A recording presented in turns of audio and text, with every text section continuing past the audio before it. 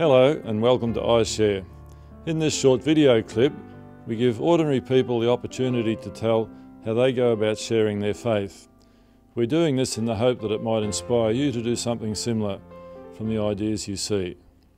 For this segment of iShare, I'd like to introduce you to Marj Patterson. Hello Marj, how are you? Hello Brian, how are you? Welcome to iShare.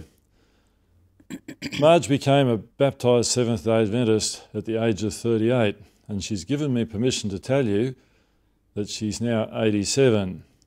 And for the last 49 years, Marj has been sharing her faith, sometimes in one way, sometimes in another way. Marj, would you like to perhaps tell us about how you first started out sharing your faith? Well, I became so excited when I learned some truths from the Bible that I wanted to share them with someone, and I choose to call on my neighbour, who at that time was a little bit reticent because I suppose she thought I was too bubbly or too anxious to share them, but she eventually stepped out and followed Christ. But I learned through experience not to be too anxious for people to take on what I'd already taken on. Do you have any method or way in which you intentionally lead people into conversation about things that are eternal?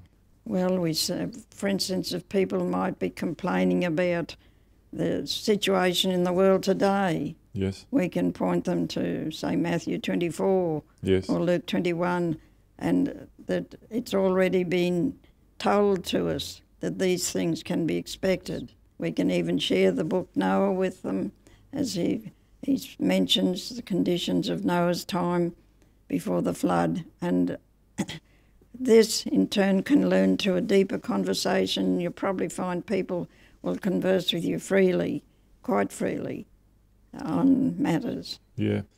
So creating conversations with friends and neighbours is one of the methods you use of sharing your faith, and that comes fairly naturally to you. What else have you done that's been a way of sharing faith? Areas that I'm working into, like that I may not have given much attention to before, sometimes I'll say, might even letterbox steps to Christ, or I always like to, these little glow tracks, say put 3 or 4 in a little plastic Ziploc bag and leave them with them. How do you make the step between handing out material in letterboxes and then perhaps making contact with people and having a follow-up discussion? Sometimes I meet the people, like, say, in the shopping centre or somewhere like that. Other times I just call at the door. I don't find it hard to call at the door. It's a case of finding them home to be able to speak to them these days. Yes, a lot of people work during the daytime, and night time's not a real safe place to go knocking on doors. And out of 10 people, how many positive responses would you get when you knocked on 10 doors? I think people at different areas have a different attitude, and I feel that in this area here people are very friendly. Normally there'd be 8 or 9, and the one that wasn't interested, well, that's their choice, and they have right of choice. Yes. Have you ever had any experiences where you wished you hadn't knocked on a door? No, never. There's always been someone there with a pleasant reception, or because I believe the Lord prepares the way. Yes. That I have met rude people over the years, but that's been mainly in the street. Yes. But by and large, when you're working amongst people, even though they may not be the least bit interested, they'll still be polite. Do you find it frightening going from house to house by yourself, knocking on doors? Well, when I first was doing it in a concentrated way, I was in a western town, and they was very prejudiced. Yes. And I was more afraid of the dogs than I was of people. They say people take on the characteristic of their dogs. Yeah. So each day when you go knocking on doors is a new adventure. It is really, because there's no two of them alike. It's just you've got to be prepared, I believe, to follow wherever the Lord leads. Yes. Do you have any other methods that you've used over the last 49 years that you'd like to share with us? Sometimes I've written. I've sent. Now, I met a very dear lady on Croydon Station, and we got talking just about the normal things, and the conversation drifted to spiritual things. And I asked her, was she interested deeply in spiritual things? She said yes. And I always like to carry a book of some kind with me. And so I said to her, would you like a book it was on Noah? And, oh yes, she said. She was enthusiastic about it. So I gave this to her and she went home very happy. And at the same time, though, I'd got her address. And so I've been sending her literature and writing a letter to her to point her to the what the book was about, and to stimulate an interest and a desire to read and study this book. Marj, you're walking around and talking to people and knocking on doors. Does it have any other benefits for yourself? Yes, I believe that one of the greatest benefits is health.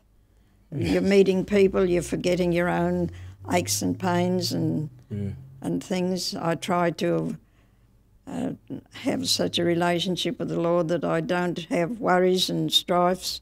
I know that you must be fairly fit, because I've seen you walking through the street, striding it out, and I think there goes a lady whose chronological years are not an indicator of her physical age. You're much younger in terms of your sprightliness than your 87 years, Marj. Well, I can't drive a car, so, and even if I had one, so it's a case of having to walk.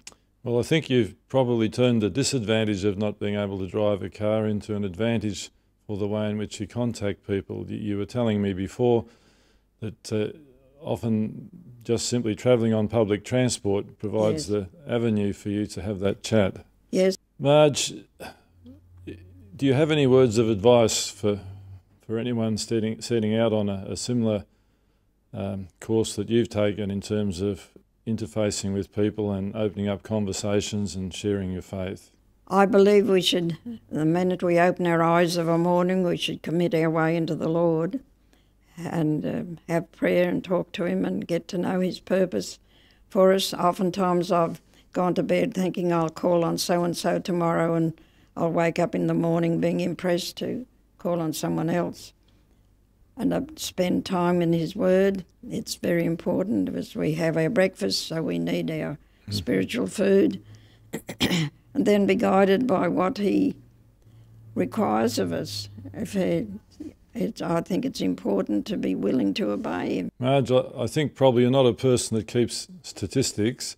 No. But would you have any estimate of the number of pieces of Christian literature that you've been able to give as gifts to people? Brian, I wouldn't have the slightest chance. No.